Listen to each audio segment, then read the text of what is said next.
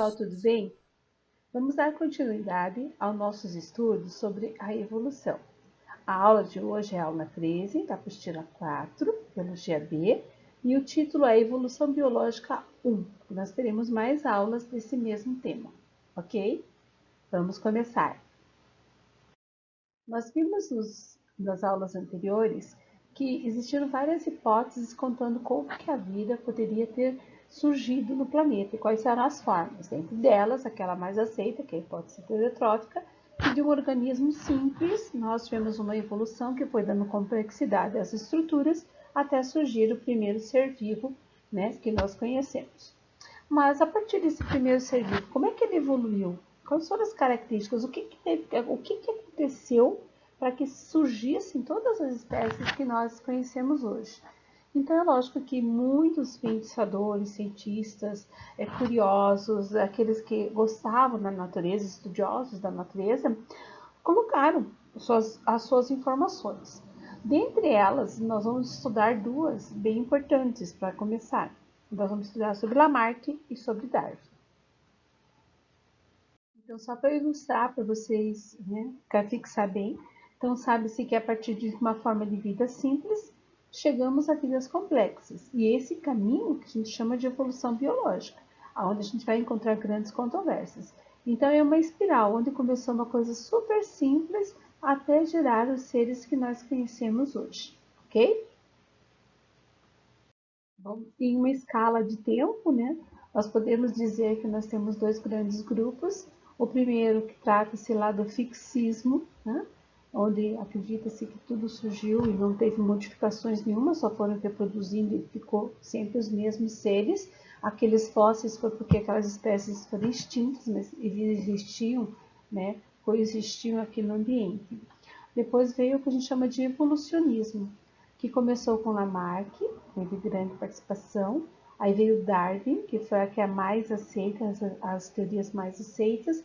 E a partir de suas teorias começou a surgir outras, né? Outras teorias, como o neodarwinismo, que nós vamos ver ainda na aula de hoje. E as próximas, como a teoria sintética, que nós vamos ver na próxima aula, tá? Darwin, você vê que no momento que ele chegou, logo depois é que chegou a genética de Mendel. Então, o neodarwinismo é baseado nas histórias, né, nas escritas de Darwin e na descoberta da parte genética, da parte de Mendel.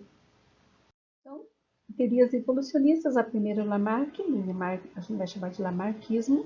Lamarck era um naturalista francês e ele começou a observar a natureza e acabou defendendo 3 pontos fundamentais para que a evolução pudesse acontecer.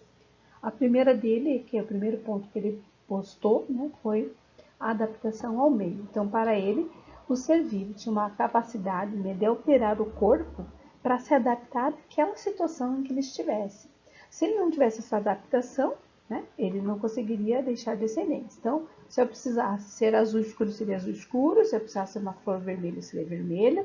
Então, eu teria uma adaptação, uma capacidade de alterar o meu corpo para estar adaptado ao meio presente naquele momento, aquele meio que eu estivesse habitando.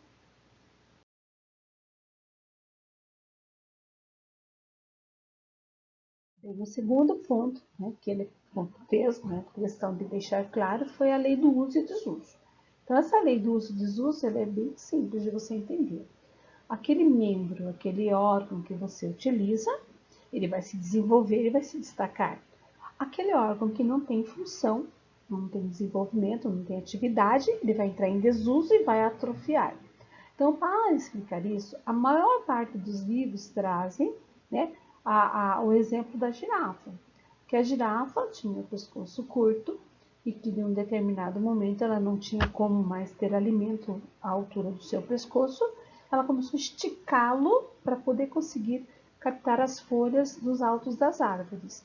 E de tanto ficar nessa tentativa de esticar o pescoço para pegar as folhas, o pescoço da girafa passou por um processo de crescimento, ou seja, ela usou esse órgão, o órgão se desenvolveu. E como você tem essa característica desenvolvida, ou seja, a girafa ficou com o pescoço comprido, você vai para o terceiro ponto da lei, da regra dele, né? A regra de Lamarck que diz: aquilo que você adquire, você transmite esses caracteres. Então, a girafa que ficou com o pescoço comprido de tanto usar, ela vai ter filhotes e vai transmitir essa característica para os seus filhotes, né?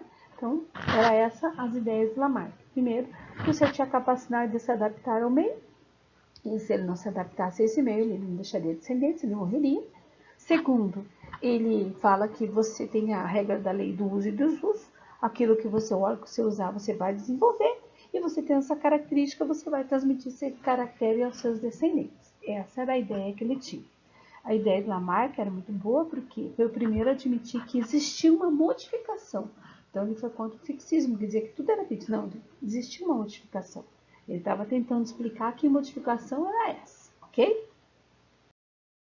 Como toda ideia, como toda teoria pode ser lançada no meio, sempre vai ter aquelas críticas, pode ser positivas ou não.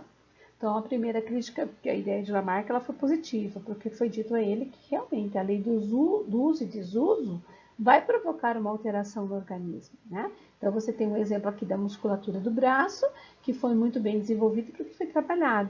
E quando você tem um braço que não tem essa atividade toda, você tem uma atrofia dessa musculatura. Então, a primeira crítica foi positiva para a ideia de Lamarck. Vamos ver as outras. Primeiro, Lamarck, quando deu a sua ideia, lembra que ele falou assim: o primeiro ponto é que se o sujeito não se adaptar, ele vai ser eliminado. Esse é um ponto. O segundo ponto que ele colocou era que você, de tanto usar uma estrutura, um órgão, você desenvolveria a lei do uso e desuso. E a terceira, ele dizia que passava aos filhos, né, aos descendentes. Então, quando foi feita a crítica, eles consideraram como primeira hipótese, a hipótese de você, da lei do uso e desuso, e como segunda, a lei dos caracteres adquiridos. Então, quanto à lei do uso e desuso, nós vimos no slide anterior, positiva a crítica, porque ela é válida. Mas a segunda hipótese, ela está falha. Por quê? Porque se a pessoa está lá, fez musculação e está com o corpo sarado, ao nascer, o bebê já estaria sarado, ou seja, nasceria com todos os músculos definidos, sem precisar ter feito nenhum tipo de ginástica, nenhum tipo de atividade física, né? Então, viram que essa hipótese dele, ela era falha, que não tem como você transmitir uma coisa que você adquiriu, né? Então, o ambiente ele vai mudar, alterar algumas características, como se você tomar muito sol, você vai alterar a cor da pele, mas você... Lembra? Na época eles não conheciam genes, mas então eles não sabiam disso. Mas a gente sabe hoje que não podemos mudar isso, né? Não é porque você tomou o sol, ficou com a pele mais bronzeada, que você vai passar o bronzeado para o seu filho. Fez musculação, vai passar um corpo sarado para o seu filho, né? Ou se você fez algum outro tipo de alteração no seu corpo, pintou o cabelo, né, de rosa, de azul, vermelho, seu filho vai nascer com a mesma coloração do seu cabelo. Então, não tem como. Aquilo que você modifica, né, por uma ação de uso e desuso, não é transmitido aos seus descendentes. Então, aí foi um ponto falho na hipótese de Lamarck.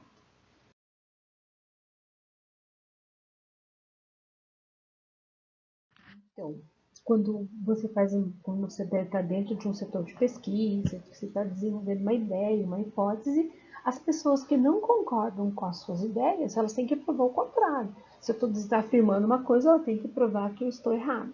Foi o que o Eisman quis fazer ali, que fez, né, em relação ao Lamarck, a ideia de que os caracteres eram transmitidos aos descendentes. Eles não conheciam genética, mas o Eisman fez um experimento para a época bem interessante. Ele pegou dois camundongos, né, e retirou a cauda deles e fez eles cruzarem e os filhotes nasceram todos com cauda. Então ele mostrou que a característica adquirida sem cauda não foi transmitida aos filhotes. Então, acabando com essa ideia, né, de que as características que o ser adquiriu, ele passaria aos filhotes, aos seus filhos, aos seus descendentes, como Lamarck estava afirmando. Mas lembre-se, dentro da biologia, tudo é passageiro. Então, hoje você tem um conhecimento, conforme esse conhecimento vai crescendo, vai multiplicando todo ele, você vai tendo algumas alterações. Não estou falando do experimento de Eisman, mas algumas ideias de Lamarck estão voltando com mais força para mostrar que tem uma mistura, porque Lamarck jamais, Lamarck foi sempre interpretado como aquele que disse que você tem a lei do uso e desuso e passa para o seu filho, e que ele não colaborou com nada, o que é errado, ele colaborou, ele disse, ele não acreditava mais no fixismo ou no criacionismo, que tudo surgiu daquela forma, mas que ocorreu um processo de modificação, um processo de mutação, um processo de evolução que ele não conhecia como explicar, não sabia como explicar ainda. Tá? Então, vindo essas ideias todas, dizendo que nada daquilo que ele tinha proposto tinha validade, a lei do uso e desuso sim, mas a outra hipótese que você deixava isso para os seus filhotes não. Então, que veio, muito tempo depois, a ideia de Darwin. Falando de Darwin, né? Darwin, ele fez uma viagem muito bonita num navio, no Beagle, por 5 anos, observando todas as paisagens ou os lugares por onde ele passava e fazendo suas anotações e coleta. Ele é um naturalista inglês, né, porque é assim que eram chamados os cientistas, né, os pesquisadores, e que foi muito influenciado por alguns pesquisadores de outras áreas de renome, né, como o John, um astrônomo, Alexander, um naturalista que tinha suas anotações, né, um viajante também, fazia a coleta nas suas viagens, seu amigo particular, um geólogo, o Charles Lee, Matthews, que era um economista, que fez, né, determinou uma coisa importante, que ele falou assim, que toda a população, crescimento populacional, crescia em PG, né, em progressão geométrica, e a produção de alimentos em PA, produção aritmética. Então, o que acontece? O crescimento populacional era exponencial, né, gigantesco, enquanto que a produção de alimentos não acompanhava esse crescimento populacional. Então ele falou, vai chegar um momento em que não vai ter alimento para a população. E isso influenciou muito o pensamento de Darwin, né? Também ele foi influenciado por Wallace, que fazia o estudo, olha lá, da fauna da Amazônia e das Índias Orientais, tá? Então ele tinha esse conhecimento, então depois de todo esse conhecimento, toda essa cultura que ele conseguiu trabalhar, ele fez as suas observações nessa viagem, que nós vamos ver agora. Aqui tá, acabou repetindo aqui para você, né? Só para você não esquecer. O que aconteceu? Esse naturalista, com ideias, com todas aquelas ideias que ele teve de Malthus, dos outros pesquisadores, ele observou que tinha uma variabilidade muito grande nos animais e associou muito isso aos trabalhos de Malthus, da população em PG e dos alimentos em PA. Quando ele fez essa associação da variabilidade dos animais e dos trabalhos matemáticos, o que ele concluiu? Ele concluiu que existia uma força ali que movimentava esse processo que permitiu a evolução, que ele chamou de seleção natural. Então essa foi a conclusão do Darwin. Foi a conclusão de que existia uma seleção natural. Só que para acontecer essa seleção natural, ele precisava de ter, precisavam acontecer alguns pontos. O primeiro, quando as condições eram favoráveis, as condições do meio eram favoráveis, os indivíduos multiplicavam e iam nascer um número muito maior de indivíduos do que aquele ambiente que ele estava se comportava. Ele chamou isso de superpopulação. Então, a primeira condição para ter uma seleção natural, você vai ter que ter uma superpopulação. E ele observou que nessa superpopulação existe uma grande diversidade, ou seja, não haviam dois iguais, apesar de ser todos da mesma espécie, não tem dois iguais, características diferentes. Como tinha uma superpopulação e os recursos eram menores, então ocorria uma luta pela sobrevivência. Então, você tem uma espécie que tinha um território maravilhoso, alimento à vontade, começou a se multiplicar, ocorreu um boom desse crescimento, e vai chegar um momento que vai faltar o meios para subsistir. Então, eles vão começar a lutar. É nessa luta que vai acontecer a escolha do mais apto, ou seja, aquele que tiver a melhor estratégia, uma característica de correr mais rápido, ou de se camuflar, é esse que vai conseguir vencer essa luta pela sobrevivência, vai permanecer no ambiente, ele vai ser selecionado pelo ambiente em que ele se encontra. E se ele vai ser selecionado, ele vai chegar à idade reprodutiva, e vai passar suas características vantajosas, que está aqui, aos seus descendentes. Aí sim, você teve a seleção natural, ok? Daí quando os cientistas começaram a pesar as duas ideias de Lamarck e Darwin se sobressaiu e ficou sendo a mais aceita e Lamarck foi descartada. Então, porque para Lamarck a interpretação era que o ambiente induz a espécie a ter uma formação de uma nova característica, né? E que essa evolução ocorreu por necessidade. Então, eu tenho a necessidade de me adaptar, eu vou modificar meu corpo para aquele ambiente que eu estou. Darwin já disse que não, que você foi selecionado, porque você, por algum motivo, durante o processo do teu de reprodução, de formação de um novo ser, você tinha umas características novas que ele não sabia explicar, que hoje a gente sabe que vem lá das mutações, da variabilidade genética, mas que ele não conhecia, e que tornavam você mais apto para aquele ambiente. Então, você foi selecionado naturalmente, né? Então, como que explicava as histórias aqui da girafa? De tanto esticar o pescoço, ela ficou pescoçuda, para Lamarck. Daí, do uso e desuso, e passou essa característica aos filhos. Como que Darwin explicaria as girafas? Que existiam girafas de pescoços pequenos, médios e longos. E aquelas girafas naquele ambiente que porventura aconteceu alguma modificação e que o alimento ficou só nas copas das árvores, as girafas que tinham pescoço longo foram selecionadas e as outras foram eliminadas do ambiente. Então, você teve uma seleção natural dessa característica, ok? Só para você recapitular as informações, então você lembra que primeiro a gente estudou o fixismo, que dizia que tudo era igual lá, aqui é dos gregos, né? Naquele primeiro gráfico que nós vimos. Aí começou Lamarck veio com a ideia de que ocorreu sim uma evolução e que essa evolução foi uma alteração, uma adaptação do corpo ao que o ambiente pedia. Aí veio Darwin, segunda teoria evolucionista, né? Veio Darwin e falou, não. Todos os seres que tinham uma característica diferente, um diferencial que possibilitava a sobrevivência naquele ambiente foi selecionado. Aí, claro, a terceira fase, dessa corrente que a gente está estudando da evolução, a terceira teoria evolutiva, seria o neo-darwinismo ou mutacionismo. Neo, que é um novo darwinismo, ou seja, a seleção natural com algo mais. O que era esse algo mais? Foi a genética.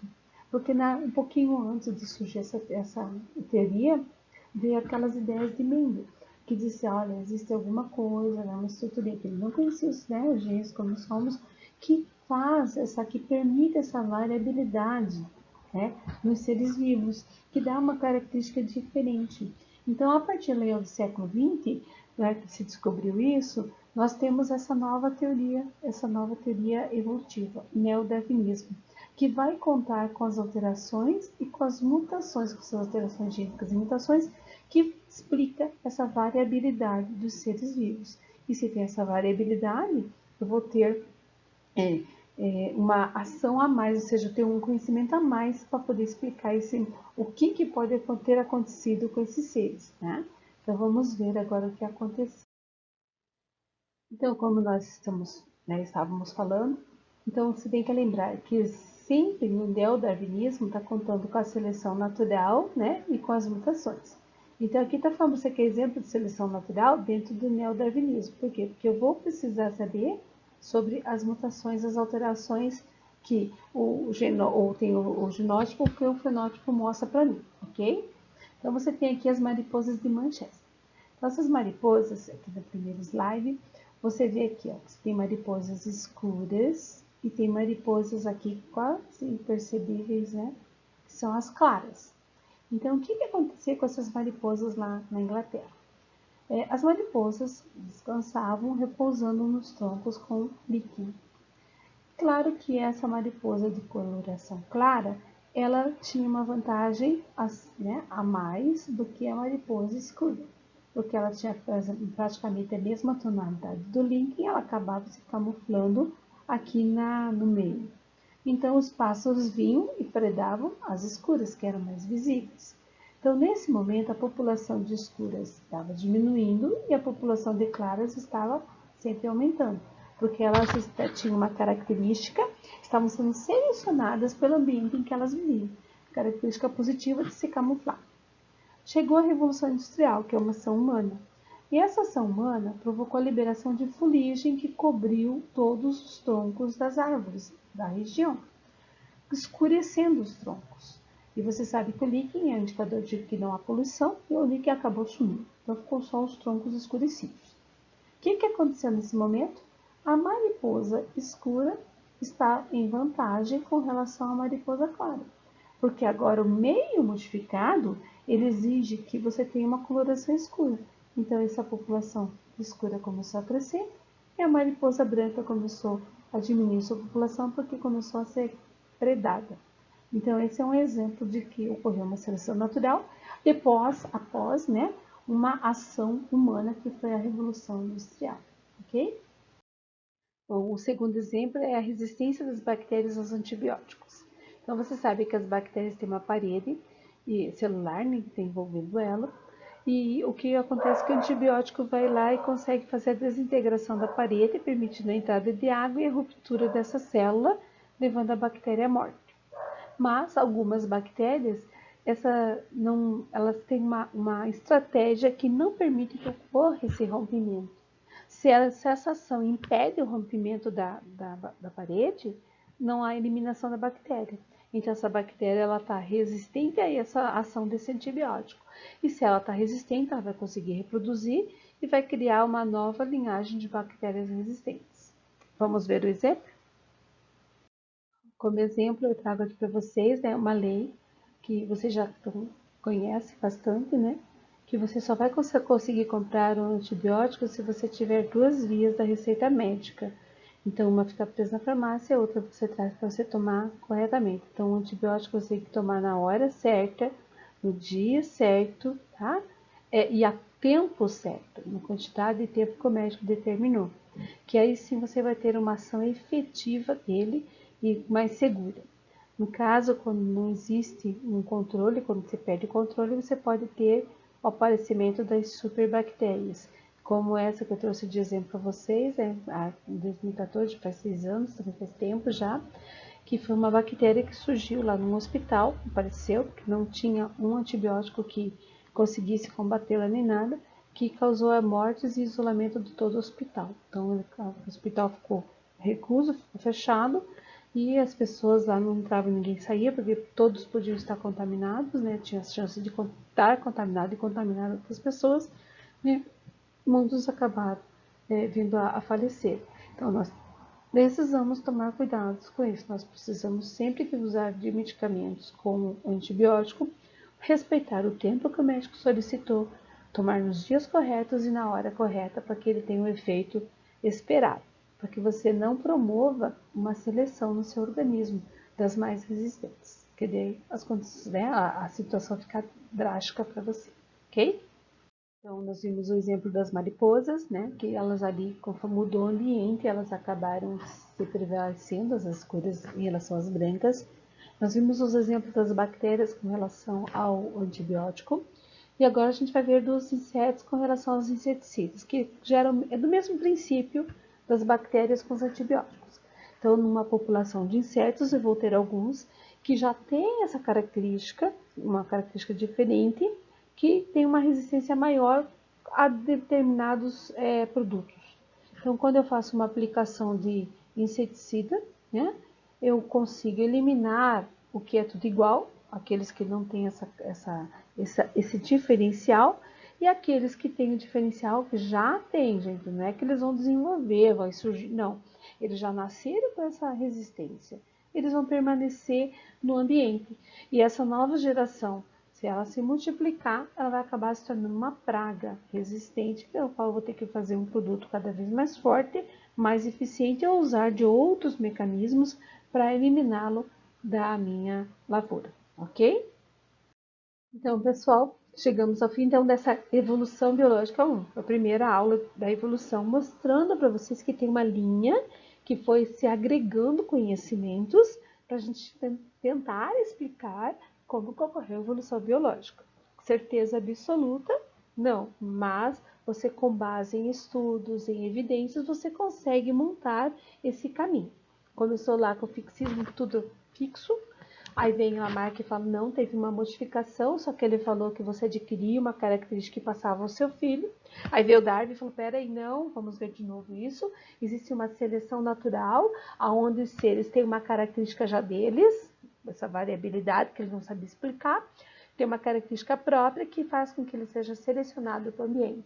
Quando descobriu-se lá as mutações, né, a genética, falou, não, é o neodarwinismo, onde a seleção natural ela acontece porque esse ser tem uma modificação, uma estrutura diferente, uma resistência diferente dos outros. Ele já nasceu com isso, por isso ele foi selecionado, ok?